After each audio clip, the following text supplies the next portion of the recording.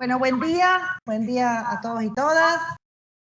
Bueno, gracias por acompañarnos también en estos conversatorios y en estas reflexiones que hoy están empezando a haber muchas, por suerte. Bueno, gracias, bienvenida Zaida Musi, bienvenida Gisela Esmaña, por compartir este momento. Vamos a ver qué sale. Bueno, primero les voy a presentar a las invitadas. Zaida Musi es doctora, arquitecta y profesora egresada de urbanismo de la Escuela Técnica Superior de Arquitectura de Barcelona, de la cual ha sido su directora, y ha sido también codirectora junto con Josep María Montaner del Máster de Laboratorio de la Vivienda del Siglo XXI en la ETSAP, y organiza el Congreso Internacional de Vivienda Colectiva Sostenible, que bueno, ya después seguramente nos contará un poquito qué va a suceder ahora, que no puede ser presencial. Pero Zaida también, todos y todas la conocemos por su prolífera actividad de pensamiento, tanto de las cuestiones justamente de vivienda, como de las cuestiones de la mujer y del feminismo en arquitectura y en la vivienda, además de muchísimas reflexiones con respecto a cuestiones que tienen que ver cómo se construye la ciudadanía en este nuevo siglo. Así que gracias, Zaida, por estar con nosotros. Gisela es licenciada en Psicología, egresada de la Universidad Nacional de Córdoba, psicoanalista, miembro de la Asociación Mundial de Psicoanálisis, AMP, y de la Escuela de Orientación Lacaniana, EOL. Es adherente del Centro de Investigación y Estudios CIEC y directora de la EOL en la sección Córdoba hasta el año pasado.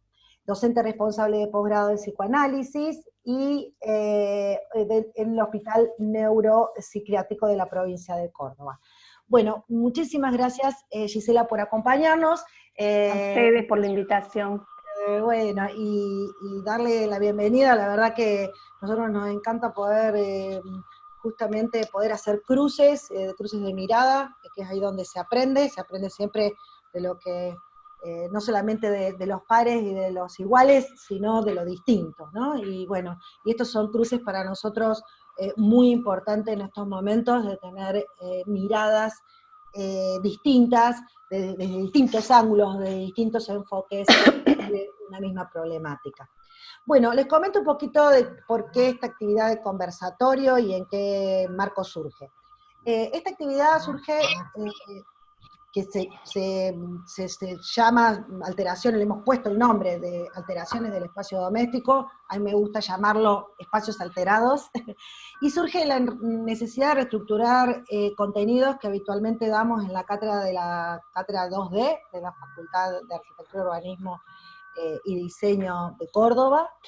Y nuestro tema del año, durante todo el año, es vivienda.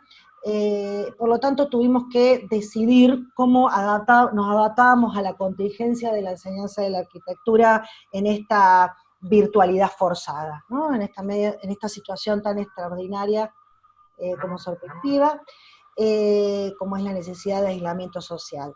Entonces surgió la idea de generar un ejercicio con un doble propósito que tenía que ver con poder reflexionar qué nos está pasando hoy a todos y a todas en estos momentos, desde nuestra disciplina, y por otro lado surge, creo, de la necesidad de ir construyendo sentidos, y bueno, la academia creo que es un muy buen ámbito para esto. Fue así que nos topamos con un ejercicio que venían haciendo que ya seguramente va a comentar mejor Zaida, arquitectos y arquitectas de cabecera en España, justamente sobre el registro, la cartografía del espacio doméstico y sus alteraciones productos del confinamiento. Así que bueno, nosotros con la generosidad de Zaida copiamos un poquito esta idea, la adaptamos a nuestra cuestión, a nuestra currícula, y en estos momentos la cátedra está terminando de hacer, se hizo un ejercicio de 3 partes, una parte de reflexión más teórica sobre justamente qué es el espacio doméstico, un segundo ejercicio donde cada uno de los alumnos y las alumnas cartografiaban su espacio donde hoy están confinados, donde hoy están llevando la cuarentena. De la encuesta que nosotros hacíamos, hay un 30% que no está en Córdoba, que no está hoy viviendo en Córdoba, y un porcentaje bastante alto con problemas importantes, de un 15 o un 20% de alumnos y alumnas con problemas económicos, socioeconómicos o de vivienda. De esa cartografía, cada uno hubo de muchas y muy variadas, que después publicaremos y compartiremos. Lo que es el desafío de los y las estudiantes fue crear una modificación positiva sobre el espacio. Bueno, esta es un poco la reflexión, y seguramente, por supuesto, nosotros siempre orientamos a hacerlo con herramientas que la arquitectura nos permite, pero a partir de que entramos en contacto con el espacio doméstico, aparecen un montón de temas, otros subtemas, que están asociados a esto que nosotros siempre llamamos esta dupla, ¿no? entre el espacio habitado y el que lo habita, ¿no? Entonces, en esta dupla aparecen un montón de temas, pero también fundamentalmente de interrogantes, ¿no? El distanciamiento social creo que lo que hace no es configurar todavía una nueva forma, esto lo dejo para el debate, sino que creo que lo que hace es visibilizar lo que estaba previamente, ¿no? O sea, aquellas tensiones, aquellas disrupciones, aquellas disfuncionalidades del espacio que previamente estaban, se ponen en evidencia, ¿no? O sea, entonces, la disolución entre lo público y lo privado, la obligatoriedad de la convivencia y la gestión del espacio individual, dentro de espacios que en la mayoría han estado pensados sobre una lógica o bien funcionalista de minimización de espacio en muchos casos, y muchas veces producto de la misma especulación inmobiliaria, ¿no? Entonces, estos espacios que muchas veces terminan siendo también espacios que en vez de alojar, ¿no? nos enferman. Entonces, bueno, sobre estas cuestiones queremos compartir y fundamentalmente repensar, y tomo como también algunos pensamientos de Edgar Morin cuando habla de la complejidad y de la incertidumbre, ¿no? Que transitar la incertidumbre, para transitar la incertidumbre hay que ir creando puntos de certeza, ¿no? Entonces, bueno, cómo pensar, cómo repensar esta dupla entre espacio habitado y habitante, es tal vez, bueno, uno de los desafíos que vienen siendo, pero que hoy se ponen con más fuerza, ¿no? Se acrecientan. Bueno, voy a dejar para el comienzo las palabras a Celeste Guerrero, que va a hacer una breve introducción sobre el ejercicio que estamos realizando en la 2D. Bueno, y de nuevo bienvenidas y bienvenidas a todos y todas. Buenos días a todas, a todos. A nosotros nos parecía interesante para introducir en este conversatorio poder mostrar cuál es el trabajo que estamos haciendo desde la cátedra.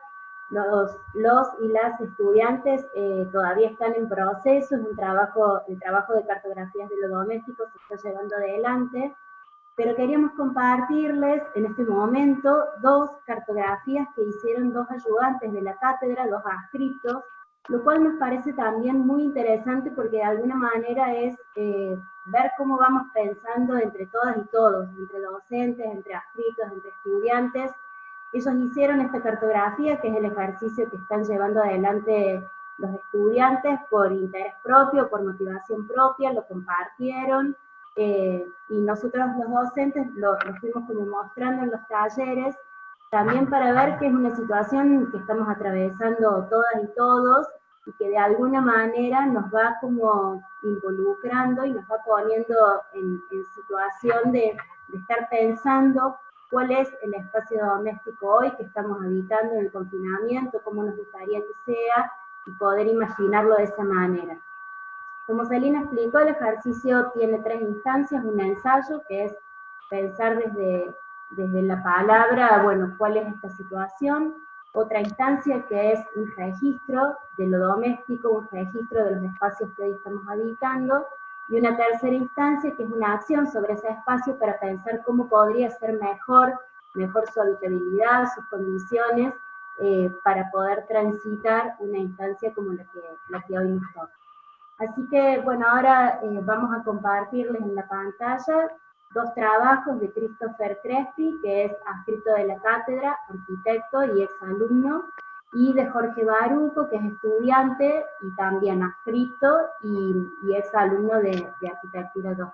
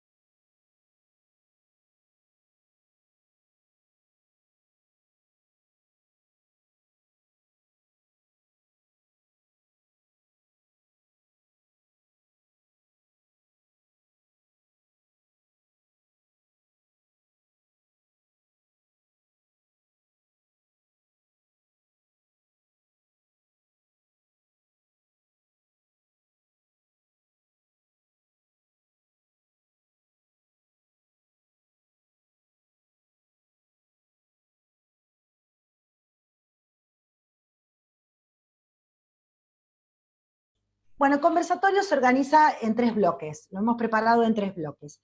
En un primer momento para reflexionar sobre las alteraciones del límite entre lo público y lo privado. Un segundo bloque que reflexionaremos sobre la casa alterada, sobrehabitada, sobrecargada.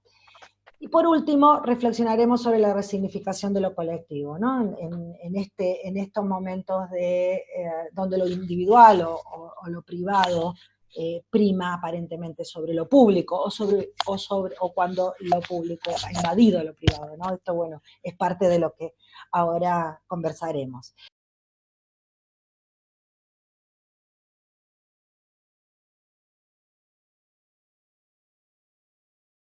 El primer bloque, que comenzamos ahora, nos interesa conversar sobre el límite claro o difuso entre el espacio privado y el espacio de lo público, ¿no? Espacio que contienen históricamente no solo las actividades diferenciadas, sino como también me gusta la definición que hace Hannah Arendt con respecto a lo público y lo privado, en donde ella dice: el espacio de lo público es el que configura nuestra identidad a partir de ser visto por los otros, ¿no? Y el espacio a la mirada de los otros, en contraposición del espacio para lo privado, donde esa mirada se obtura y por lo tanto se configura otras relaciones, ¿no? Bueno, la pregunta sería si estas diferencias, estas diferencias que parecían o parecen tajantes, hoy parecen solaparse, ¿no? Ya el nuevo siglo y los cambios tecnoproductivos inauguraron cambios en la forma de configuración de esta relación público-privado, ¿no? El teletrabajo, la exacerbación de lo individual, los cambios en la constitución familiar, el rol de la mujer, ¿no? Los desequilibrios sociales cada vez más profundos. Ahora, la impresión que da que en el confinamiento obligatorio muchos de estos procesos parecen acelerarse, ¿no? Y en otros casos quedan como al descubierto, ¿no? Entonces, ¿cómo se altera el concepto de las actividades públicas y actividades privadas? ¿Cuál es el impacto de los medios digitales en la configuración de la privacidad doméstica, pero también en la configuración del trabajo, ¿no? Y la casa es el refugio, es el espacio de peligro, ¿no? Al partir de que esa privacidad aparente que la casa nos brinda, bueno, ha dejado al descubierto también muchas de las tensiones que existen. Y bueno, hoy en Argentina lamentablemente tenemos una cifra de feminicidios única y muy, muy, muy preocupante, ¿no? Entonces, bueno, estas algunas son preguntas que emergen y bueno, dejo entonces a Zaida la pata, el pie, para que sigamos pensando en esto. Pues no, primero, si queréis, como antes preguntó Celina, bueno, arquitectos o arquitectas, de cabecera, explico un poquito quiénes somos, que es un grupo es un grupo que surge de una docencia alterada que ya se va a dar en el 2013, se dio en el 2013 bueno, como derivada de las sucesivas crisis, y en el 2013 hubo como una gran crisis dentro de la universidad, y los estudiantes y las estudiantes pedían pues una docencia más relacionada, más cercana a la realidad, porque a pesar de haber sufrido una crisis y estar en una crisis desde el 2008, se seguía haciendo clases como, bueno, como si no hubiera, todo igual, ¿no? Como si las expectativas fueran las mismas, etcétera, etcétera. Entonces empezó un grupo pequeño dentro de un taller de proyectos, del taller de proyectos de tercer año, proyecto 6, por la tarde, que dirige Pere Joan Rabellat a instancias de Ivonne Bilbao y de Josep Boidas. Entonces el primer recurso fue ir al Raval de Barcelona, poner una casilla en una plaza, dormir los estudiantes en una plaza una noche y empezar a conocer a la gente del barrio y entrar a las casas y ver, digamos, cómo se puede ser arquitecto de otra manera y cómo se puede tanto aprender y cómo después ejercer desde una proximidad más real y auténtica con las personas, ¿no? Desde el año, este es el tercer año, o sea, 19, 20, 18, 19, desde el curso 17-18, aparece, en el 16-17 aparece una nueva modalidad en la Escuela de Arquitectura de Barcelona, que son los talleres temáticos, que es un taller de quinto año, donde se conjugan profesores y profesoras de diferentes materias, departamentos. Y entonces nos unimos con Ivonne Bilbao y con Josep Boigas, en principio yo de urbanismo, después se unió Tonet Font también de urbanismo, Jordi Franquesa de urbanismo como profesor seminario y Sandra Bestraten como profesora de seminario. La cosa que es un taller que tiene profesores de diferentes departamentos, como decía, y tiene unos seminarios adscritos al taller, ¿no? Entonces llevamos 3 años ya con esta propuesta más, digamos, institucional, de trabajar desde la gente. Siempre se genera bastante crisis porque nunca sabemos lo que vamos a hacer, dependerá de lo que resulte de las capacidades de las personas que son en el curso, de relacionarse con los barrios, con la gente que allí vive, encontrar proyectos, y siempre en el mes y medio, primer mes y medio, segundo mes del año, hay del curso una crisis inmensa que no entienden por qué estamos haciendo hacer esos trabajos, estar en los barrios, en qué barrios les hacemos trabajar, ¿no? Que además elegimos barrios, sobre todo los 2 primeros años estuvimos trabajando en Santa Coloma de Gramenet, que es la ciudad en la que yo fui directora de urbanismo en ese momento, y que es una ciudad, digamos, no es Barcelona, y que tiene zonas como bastante pobres, y en general desde la Escuela de Arquitectura no se conoce esas otras realidades. Y bueno, pero después, bueno, resulta muy interesante, digamos, al final. Entonces, la cuestión es que este taller se articula en base a un reconocimiento del sitio, a una planificación, lo que el grupo llama mapas mentales, de pensar qué vas a ir haciendo, aunque esto después se va cambiando, ¿no? Como siempre, ¿no? Uno programa algo y va cambiando, entonces se trata de estudiar, encontrar a alguien o algún problema, analizar este problema o estas personas o estas realidades, y después hacer un proyecto con eso. Pero paralelamente también siempre se propone una acción en los barrios donde trabajamos para relacionarnos con la población, para ya sea explicar los proyectos, pero también para que haya una relación. Entonces, en este caso, cuando empezamos el curso, este cuatrimestre, empezamos el cuatrimestre en la universidad, en clase presencial, y a las 4 semanas, creo que fue más o menos, sí, se acabaron las clases, o 5 semanas. Y entonces se acabaron las clases y hubo que cambiar el proyecto, porque el proyecto estaba muy centrado en Poblenou, en el trabajo desde un sitio en concreto, que es la Escocesa, que es una antigua fábrica, pero ya no podíamos seguir trabajando. Bueno, se trataba de seguir un proyecto como si nada hubiera pasado y con la información que teníamos de ese lugar, seguir trabajando, ¿no? Entonces, nos convertimos en sujeto y objeto, ¿no? Cada estudiante se ha convertido en sujeto y objeto. Digamos, se trata de estudiarse a sí mismo y a su propio entorno familiar o el grupo de convivencia, que hay muchos que comparten piso con otros estudiantes.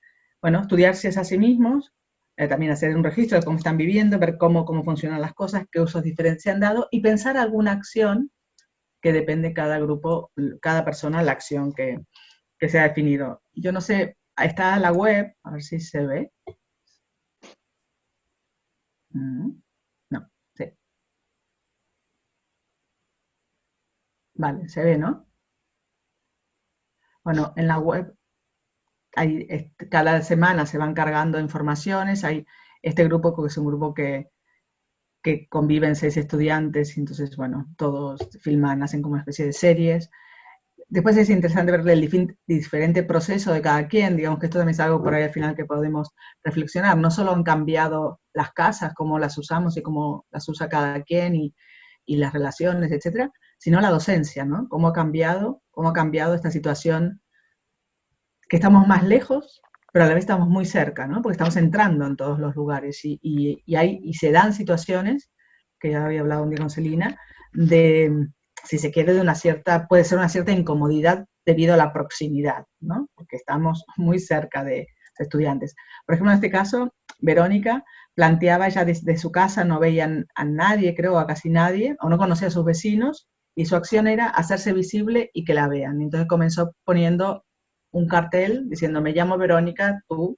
También decidimos, dentro del grupo docente, hacer una call para cartografías, que la verdad que también ahora hay bastantes en la red, hay muchos diferentes grupos que están haciendo cartografías. Yo creo que un poco la diferencia de esta llamada, del trabajo que estamos haciendo nosotros con los y las estudiantes, es esta acción, ¿no? Es cómo salimos afuera, la casa, porque también tenía que ver con cómo, una de las preguntas que tú haces también, que hacéis vosotras ahora, es cómo es ese espacio público, ¿no? ¿Cómo es el espacio público que no puedo pisar o que no puedo pisar tanto como antes?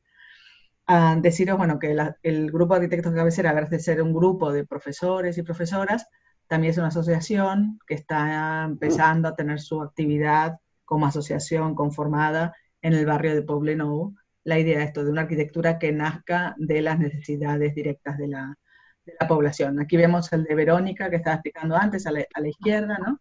Perfecto. Cómo genera estos links con los vecinos, a partir de poner hola, me llamo tal, y cómo le empezaron a contestar a ella, y que por ahí el que le ve de enfrente, el que vive abajo de ella, ve el de enfrente y contesta. Bueno, después Pau, bueno, y el de ella es una relación, por un lado, un trabajo, la acción de ella, relacionarse con sus vecinos, y luego en lo que es en su casa, que es una casa pequeña, es como la mesa se convierte en un poco lo que también veíamos antes del ayudante vuestro, ¿no? Cómo la mesa se convierte en el centro de todo, ¿no? Va cambiando todo en la mesa. Empezaban los trabajos que ha hecho Briseño son muy interesantes, es una familia de 5 personas. Bueno, empezó como mapeando recorridos, bueno, y como una reflexión de afuera, adentro, bueno, muy bien interesante. Es interesante también ver cómo finalmente, si casi en cualquier trabajo, el yo, ¿no? Es la psicóloga me lo diría mejor, pero bueno, el yo, quién eres, tu persona, sale ahora todavía más, ¿no? Son trabajos muy personales, muy interiores. De hecho, el de Pau, que vemos aquí, Pau tiene unos trabajos muy variados, pero sobre todo tiene toda una parte del trabajo que ha hecho Pau, que es su propio deshacerse. De hecho, tiró todo un mueble que tenía lleno de cosas, de que era pequeño, y entonces la despedida de todos sus objetos, y el vaciado de la habitación, y que solo la luz es lo importante, se rapó. Bueno, hay como también toda una cuestión de reflexión, que cada quien hace como puede y como quiere y no sé qué, ¿no? Pero que se ve mucho más que en cualquier otra situación de proyecto, ¿no? Y el que tenemos aquí atrás, que tengo yo aquí atrás, bueno, otro caso de cómo en una casa un estudiante se apropia de una habitación que había dejado su hermano y organiza una zona de estudio y una zona más de ocio dentro de sus espacios de intimidad doméstico, ¿no? Entonces, ya haciendo las preguntas que nos hacíais, bueno, no sé si todas las voy a contestar, voy a pasar un poquito algunas ideas. Bueno, la idea que ha salido mucho, ¿no? Como, que también lo comentabas, ¿no? La importancia de tener un espacio exterior propio, adecuado para alguna actividad. De hecho, nosotros hace mucho tiempo, ya con José María Montaner, en un trabajo que hicimos para una exposición con David Hernández Falagan, con Luciana Tesio y Mauricio Rodríguez, decíamos como de una de las 10 características que tiene que tener una buena vivienda es tener un espacio exterior propio que permita actividades, ¿no? Y además después puede tener componentes de energéticos, etcétera. Pero sin embargo vemos como en los últimos edificios hechos aquí en Barcelona, al menos de vivienda colectiva, las ventanas son ventanas todas iguales, no hay diferenciaciones, no hay balcones, y vas a Vancouver o vas al norte de Europa, sitios que se suponen que son fríos, y hay unas maravillosas terrazas para poner una mesa. O sea, ¿qué nos pasa, no? ¿Qué pasa la arquitectura que no es capaz de regalar estos espacios que son una maravilla, siempre necesarios, pero ahora se hacen evidentemente necesarios, ¿no? Y que permiten algo como esto, por ejemplo, también esta disolución de lo público-privado. Como sabéis, en Sevilla, bueno, en todos lados se han suspendido todas las fiestas. Las dos grandes fiestas de Sevilla son en primavera, una Semana Santa, y la otra es la Feria de Abril, que se hace especialmente en el barrio de Los Remedios, y este es ese barrio, bueno, ocurre físicamente en ese barrio, aunque es de toda la ciudad. Y entonces la noche de la encendida, que se enciende el portal de luces para comenzar la feria, que precisamente es una fiesta de los que organizan, después la feria es abierta más o menos al resto de la ciudad. Bueno, lo que han hecho es la misma calle convertirla en una calle de feria, ¿no? Entonces colgaron los faros, no sé cómo lo hicieron, colgaron los farolillos de un lado al otro, y desde cada balcón, cada familia, como veis aquí, una arriba y otra abajo, pusieron, no sé, sus propios farolillos, un mantón, y salieron toda la familia a brindar con toda la familia de todos los otros balcones de todos los otros vecinos, ¿no? Entonces, un poco, bueno, como ese espacio público, al menos está utilizado, ¿no? Otra reflexión que creo que es importante, bueno, de qué hablamos cuando hablamos de teletrabajo y cómo se combina, más allá de las adecuaciones espaciales, que también, el tiempo, quién hace y cómo se hace, ¿no? El otro día también había un pequeño vídeo de la gerenta del Ayuntamiento de Barcelona que decía que lo que estamos haciendo ahora no es teletrabajo, es una solución momentánea al teletrabajo, tiene unas condiciones claras de tiempo y espacio, tienes que tener unas condiciones que no todo el mundo tiene hoy. Por ejemplo, la silla en la que está esta mujer seguramente no sea la buena, ¿no? Tienes que tener unas condiciones, y además unas condiciones de tranquilidad, espacio temporal, soledad, etcétera. No puedes estar criando dos niñas a la vez que tienes una telellamada. Evidentemente esto no es, ¿no? Entonces, ¿cómo se combina que ahora le llaman teletrabajo, cuidados y la educación también, que además de trabajar tú, de cuidar de la casa, tienes que tener tiempo para educar a tus hijos, no lo que harías en casa, sino para seguir el calendario escolar? No sé, también creo que sufrimos de un problema productivista como sociedad. O sea, paremos la máquina, estamos aprendiendo otras cosas, y los niños, no pasa nada, 3 meses sin clases, pues, o hagamos clases de otra manera, se aprenderán otras cosas, se aprenderá de otra manera, pero tener la presión sobre, se aprueba el curso, se sabe el curso, bueno, me parece que es como, bueno, la misma que nos pasa a todos nosotros, ¿no? Que estamos haciendo charlas y conferencias y cosas, puede ser que no puedes parar, ¿no? Terminas con la cabeza. Entonces, esa reflexión sobre ese espacio-tiempo. Y que es una nota que salió el otro día, este domingo, en una revista, perdón, que también diría como también un poco un espectáculo del confinamiento, ¿no? Que también diría, ¿quién lo hace? También, ¿quiénes están sacando provecho académico, productivo otra vez, del confinamiento? Mucho más los hombres que las mujeres, especialmente en situaciones donde hay personas a cargo, ¿no? Que no es mi caso, tanto que puedo sacar provecho al encierro, pero si estamos como la mujer de la foto anterior, difícil provecho, ¿no? Y en todo caso aparece este hombre, que es un antropólogo, no sé quién es, italiano, me da igual, en donde yo creo que esto es un espectáculo. Evidentemente, hay varias cosas aquí que no deberían ser como son. O sea, por ejemplo, si uno limpia el suelo porque están como muy obsesionados con la limpieza, no vas a poner las sillas con los pies, con las patas sobre la mesa. En todo caso, se ponen al revés. Entonces ya demuestra que esto es un poco espectáculo para la foto, ¿no? Entonces, cómo también hay como todas estas reflexiones o falsas reflexiones desde un lugar, al final tampoco mucho entendimiento sobre lo que pasa en la casa, ¿no? Y hasta aquí esta primera parte, si os parece. Era un poco ideas que traía para compartir de esta primera pregunta. En realidad se me mezclaba con la segunda, la acababa de cambiar, tenía otras. Después seguimos. Gisela, ¿querés hacer algún comentario? Bueno, muy bien. Efectivamente tengo la impresión como Zaida de que hay una transversalidad entre los bloques que nos van a permitir ir y venir entre los tres ejes de conversación que han propuesto.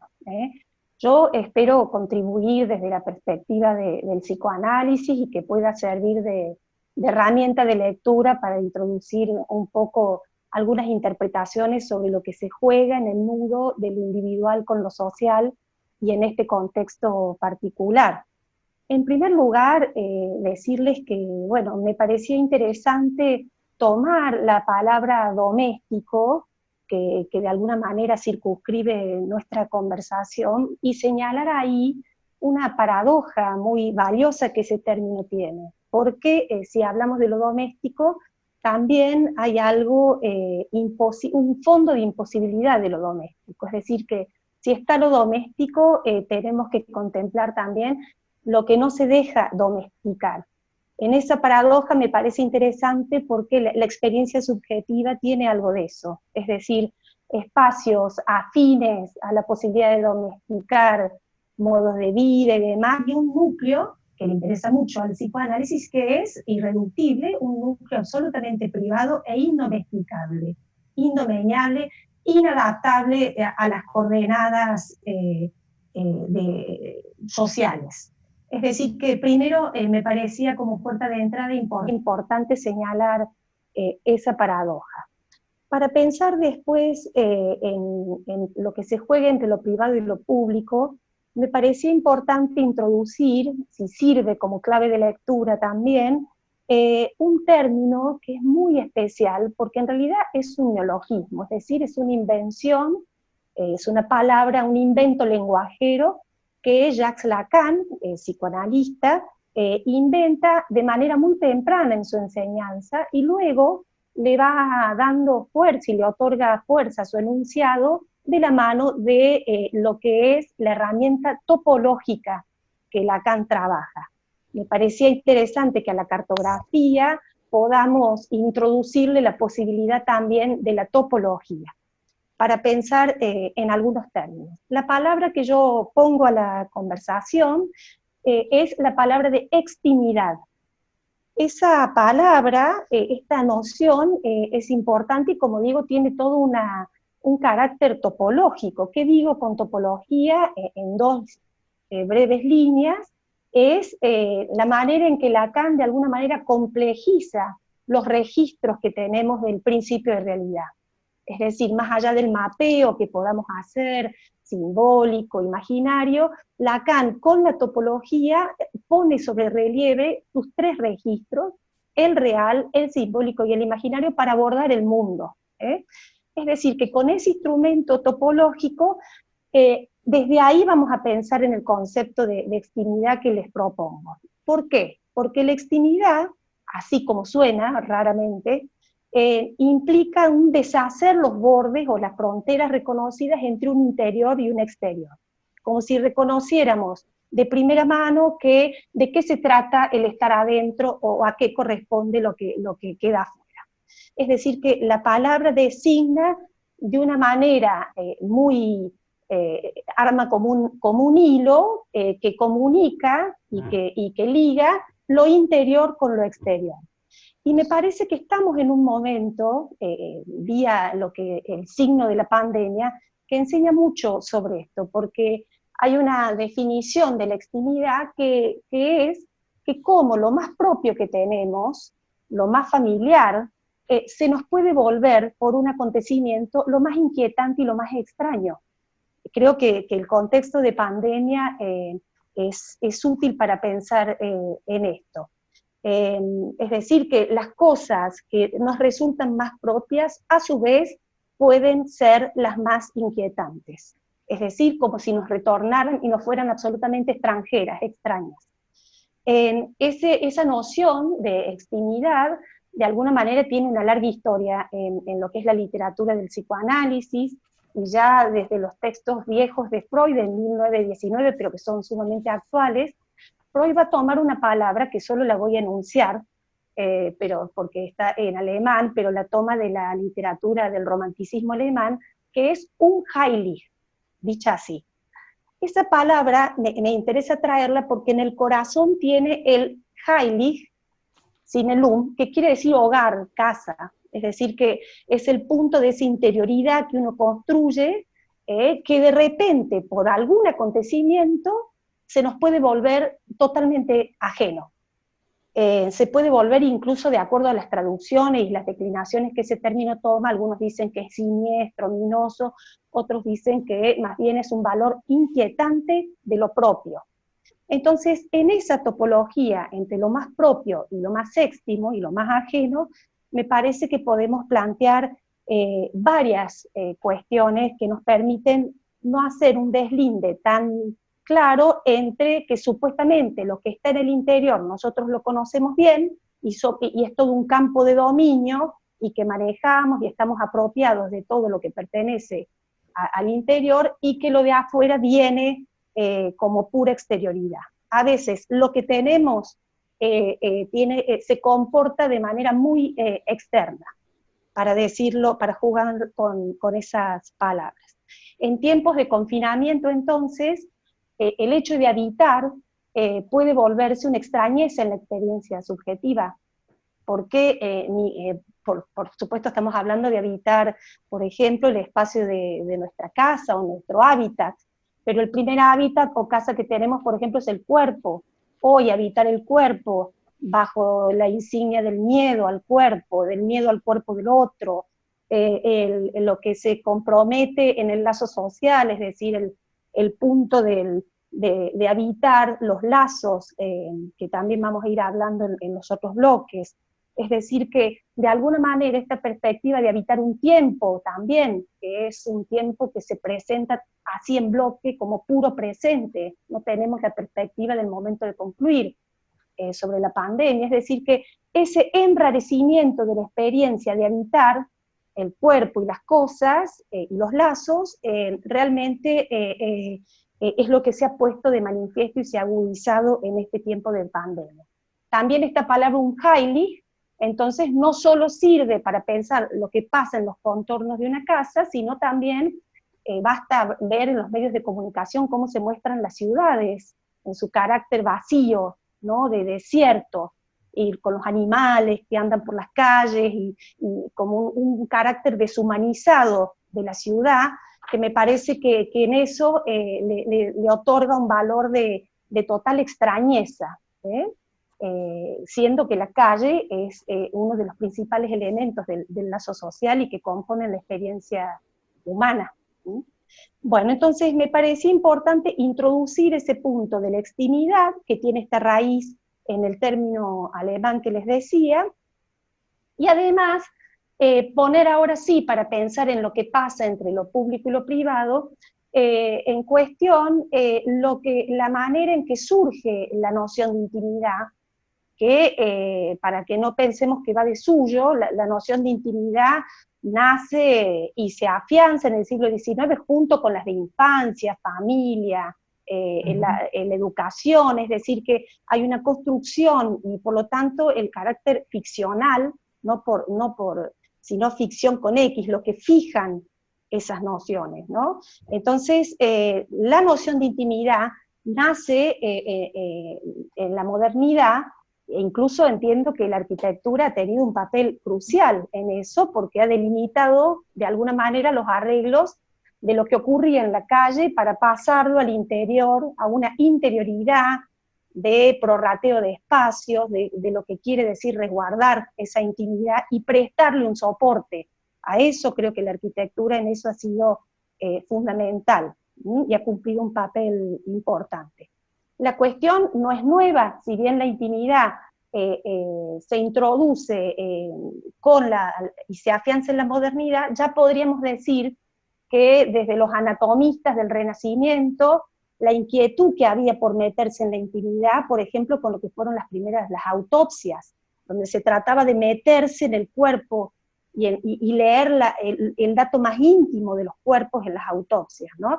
Y hoy podríamos hacer un hilo que va desde aquellas primeras autopsias para meterse en lo que un cuerpo tenía para decir en su máxima intimidad, a lo que es hoy el panóptico en el que vivimos, ¿no? Que de alguna manera nos hace entender, yo diría que es el equívoco entre una intimidad compartida. Nosotros creemos que estamos ejerciendo espacios de intimidad, y esto creo que el escenario de confinamiento lo muestra bien, pero jugamos a la intimidad compartida, es decir, la transparencia como ideal se pone en juego y a la vez hackea la idea de lo que consideramos íntimo y lo que no. Es una intimidad compartida y, como recién decían ustedes, se pone de manifiesto que vale esa intimidad en tanto se sostiene con la mirada del otro.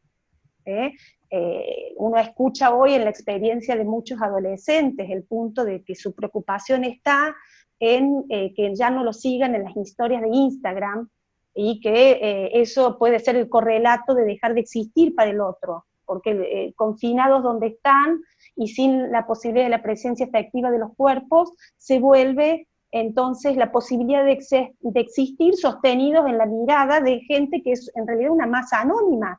No son los amigos o los lazos que pueden tener rasgos determinados o una historia a la que tramar la amistad, sino que es un lazo anónimo a una mirada que soporta la idea de que existo bajo el tema de las redes. O sea que hoy habitar las redes creo que también es un asunto a problematizar, ¿no? Podemos hacer realmente un elogio de la virtualidad, porque lo que está ocurriendo hoy mismo en este momento, traspasamos el océano y nos contactamos por este medio, pero a la vez la presencia y la encarnadura de los lazos se diluye con eso, es decir, hay una deslocalización del lazo.